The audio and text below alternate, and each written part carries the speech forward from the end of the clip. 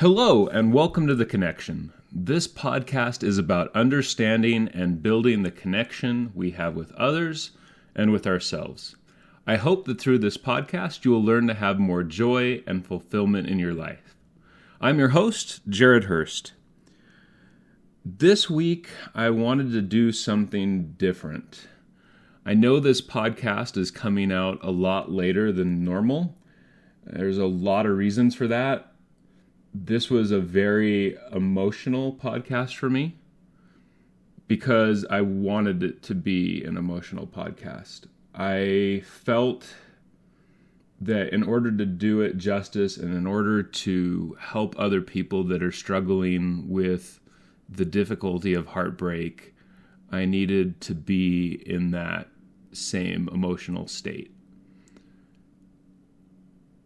I think just because we still hurt about something that's happened in our past, that doesn't mean that we are unhealed or incapable of helping others going through that same journey. I hope that as I talk about my journey and the journey of other people, that this will help you as you're going through your journey. I've done something new. I'm taking the podcast and I'm taking each episode and breaking it into smaller parts. So that way it's easier to listen to a segment and then know right where you left off and start up on the next part as your schedule allows. Let me know what you think. And here is Heartbreak. I wanted to talk today about heartbreak. I had a really hard time recording this episode. When I first recorded it, I didn't feel there was enough of the emotion that I wanted to be there. The truth is I would much rather talk to all of you in an upbeat, excited manner. But when it comes to this topic, I just don't feel that I can do it justice in that emotional state. I spent quite a bit of time reflecting on my life and reflecting on the things that I've gone through, the things that I've experienced, the emotions that I've felt, in order to feel like I could talk about this properly. In my life recently, there's been a lot of people that I've talked to, a lot of friends that have been struggling with the pain of a breakup, with the pain of heartbreak and rejection and all those things. My daughter has been dealing with some of the joys about relationships and how difficult and how challenging those can be. During that process of listening to the people I love and care about talk about breakups and heartbreak and how they're feeling, I've heard a lot of questions. I've heard a lot of questions that trying to make sense of their reality, trying to make sense of what's going on in their life. And I thought back about some of the experiences that I've had, some of the emotions that I've had, and some of the questions that I've had. Questions that I've heard people say and questions that I've contemplated myself is, how can they leave me with how well I'm treating them? How can somebody who has had bad experience after bad experience after bad experience push me away when I'm trying so hard to help them feel loved? How can somebody who I've put so much love into, that I've put so much passion and care and every possible thing I can to bring them joy, how can they leave me? How can they reject me? How can somebody who knows me so well give up on me unless there's something wrong with me? Whether these questions are conscious in our mind or whether these questions are unspoken and unthought, we have all these questions because the reality is relationships are probably the most vulnerable thing that we go through.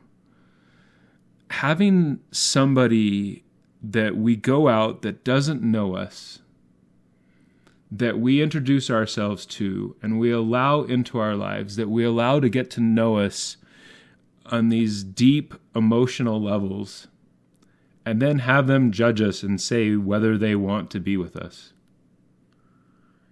It's amazing that we're able to continually put ourselves out there. An analogy that I've used over and over again, I think I came up with this analogy when I was like 14, is that love is like being told about some mystical, magical land where everything is happy. And it's on the other side of this brick wall. And we're told that if we run as hard and as fast as we can into this brick wall, eventually we're going to break through and we're going to find this mystical land on the other side. And then what happens is we run and we hit this big giant brick wall and it hurts. And we fall down and we get back up. We're like, what just happened to me? Wow, that hurt. And then somehow we get the courage to go out and run at that wall again over and over, believing that eventually we're going to break through it. It's amazing that we don't give up, that we keep trying. I know a lot of people that do give up. I think the first thing that when I heard all these questions from these people that I cared about, when they're like, well, how can they leave me? What did I do wrong? Why can't they love me? Why don't I deserve to be loved? Why, like, all these questions is first off, that you do deserve to be loved. You do deserve to have somebody, and there's not anything wrong with you. Just because somebody chooses to not be with you, there's so many things. And I want to jump in and talk about some of those things, but the first thing is it's okay to hurt. It's okay to have pain. And it's okay to have that pain for a really long time.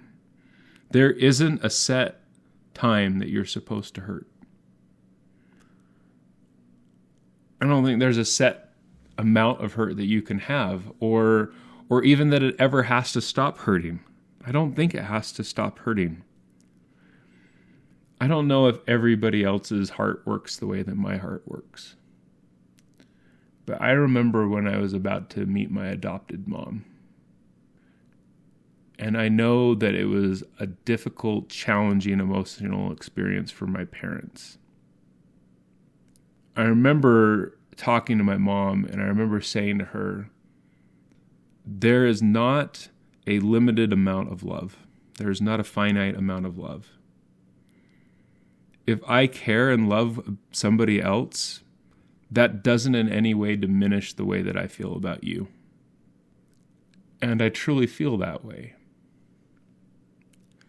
I have people in my life that I still love that are no longer in my life, that are no longer part of my world. And I don't think there's anything wrong if I still have love in my heart for that person. It may not be the right person for me, but that doesn't mean that I can't care about them and appreciate those times that we had together. Especially when it comes to kids of people that you've dated.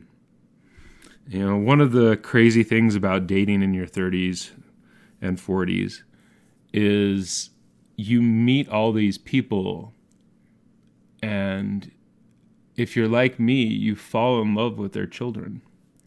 I have people that I dated for 3 months, 2 months, and I still wonder about their kids. I still hope that they're happy. I still hope that they're doing well. You know, I've got 5 kids out there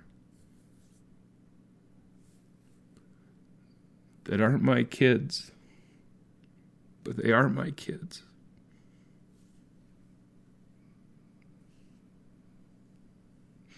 And I love them and I miss them so much.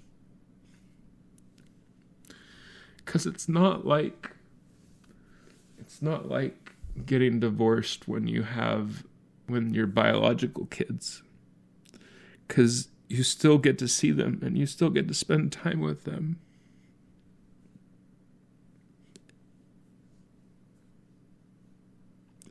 And I don't get that. I don't get that opportunity. It's been almost 2 years since I got to really spend time with them, to laugh with them, to play with them.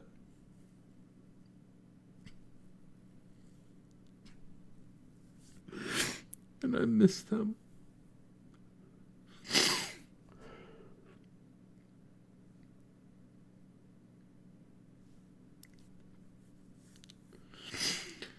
It is okay that you are hurting.